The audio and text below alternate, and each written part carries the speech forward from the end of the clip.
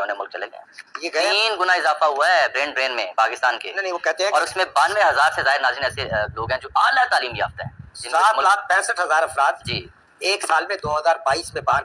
क्या आपको मालूम है कि इस वक्त बरतानिया यानी यूके के इमिग्रेशन डिपार्टमेंट में एक ऐसा केस फाइल हो चुका है जिसने पूरे यूरोप को हैरान कर दिया है। एक ऐसा तरीका जिसमें इंग्लैंड में पढ़ने वाले दर्जनों पाकिस्तानी स्टूडेंट्स को एक ही तरह की कानूनी दरख्वास्त जमा करवा रहे हैं। दरख्वास्त ये है कि अगर हम वापस अपने मुल्क जाएंगे तो हमारी जान को खतरा है क्योंकि हम गे हैं। लेकिन क्या ये हकीकत है या फिर वीज़ा और ग्रीन कार्ड हासिल करने का एक खतरनाक शॉर्टकट है? मैं तो नहीं भाई, कोई भी नहीं इसमें 1% भी नहीं, 1% जाते हो, 0.01% भी नहीं। और सबसे बड़ा सवाल, बरतानिया की खुफिया तहकीकाती टीमों ने इसके पीछे कौन सा बड़ा नेटवर्क है उसको भी बेनकाब किया है।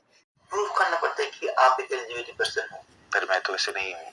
बोलता हूँ यूके में इस वक्त बहुत बड़ी तादाद में पाकिस्तानी स्टूडेंट्स ये की बुनियाद पर, हम जिन्स परस्ती की बुनियाद पर असाइलम अप्लाई कर रहे हैं। हकीकत क्या है, कहानी कहाँ से शुरू होती है, ये हम लगता है कि आप मेरे पास आए हो तो मैं इस तरह के आपको करना है, तो ये मैं आपको फुल पैकेज में आपके साथ आपको क्लाउडिंग की पिक्चर्स बोले और इधर उधर की एविडेंस फुल तैयार करके इंटरव्यू के ऑफिशियल पोर्टल के मुताबिक पिछले चंद सालों में बरतानिया में सेक्सुअल ओरिएंटेशन यानी हम जिन्स परस्ती की बुनियाद पर असाइलम मांगे गए हैं और इन असाइलम सीकर्स में पाकिस्तानी स्टूडेंट सबसे पहले नंबर पर है। सिर्फ एक साल की बात करें तो कुल एप्लीकेशंस यानी टोटल जो एप्लीकेशन थी उसमें 21% 21% जो एप्लीकेशंस थी वो सिर्फ पाकिस्तानियों की थी। इनमें से एक बड़ा हिस्सा उन लोगों का है जो या तो स्टूडेंट वीज़ा पर बरतानिया आए थे या फिर वर्क वीज़ा पर बरतानिया आए थे, लेकिन वीज़ा ख़त्म होने के बाद उन्होंने पनाह की दरख्वास्तें जमा करवा दी।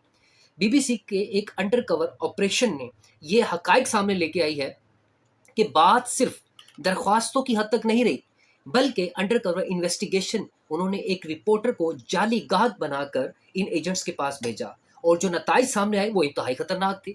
अब इन एजेंट्स ने हर स्टूडेंट से तकरीबन 5,000 से लेकर 7,000 पाउंड डिमांड किया और उन्हें एक ऐसा स्क्रिप्ट लिख के दिया जिस स्क्रिप्ट में यह था कि उन्होंने जब उनसे इंटरव्यू किया जाए तो उन्होंने उस इंटरव्यू को उस स्क्रिप्ट के अकॉर्डिंगली आंसर्स देना है, जिसमें जाली तस्वीर, जाली खतूत और फर्जी कहानियां तैयार की गई ताकि स्टूडेंट्स को गे साबित करके असाइलम हासिल की जा सके। अभी फिलहाल तो एक ही है ये रास्ता जी, ह्यूमन राइट्स के ऊपर जो गे केस बोलते हैं या सेम सेक्स जो भी है, उधर आपको प्रूव करना पड़ता है कि आप एक एलिजिबिलिटी पर्सन हो। पर मैं तो ऐसे नहीं हूँ। बोलता हूँ बोल रहा आप नहीं हो, बाकी सब कुछ तो अब उम्मीद ना रखो। होम ऑफिस अब इस सारे केस का बारीक बीनी से जायजा ले रही है। अगर ये साबित हो जाए कि ये दरख्वास्त जाली है, फेक है, उसे ना सिर्फ रिजेक्ट किया जाएगा बल्कि उसे डिपोर्ट भी किया जाएगा और आइंदा के लिए यूके आने पर मुकम्मल पाबंदी लगा दी जाएगी। इस धोखाधड़ी के चक्कर में बासलाहियत स्टूडेंट जो यूके जाना चाहते हैं, जो जेन्युइन स्टूडेंट्स हैं, उनके लिए भी कानूनी रास्ते अब बहुत ज़्यादा मुश्किल कर दिए गए हैं।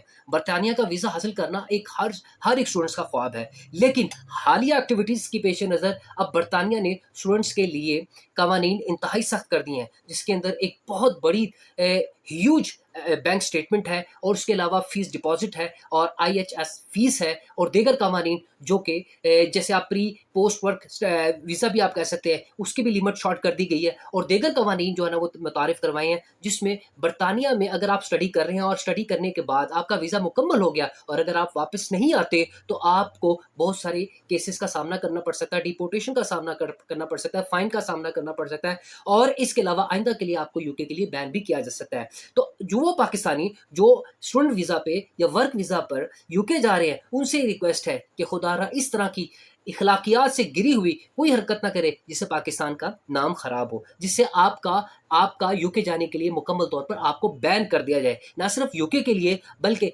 आपको पूरे यूरोप में एंट्री आपकी बैन कर दी जाए।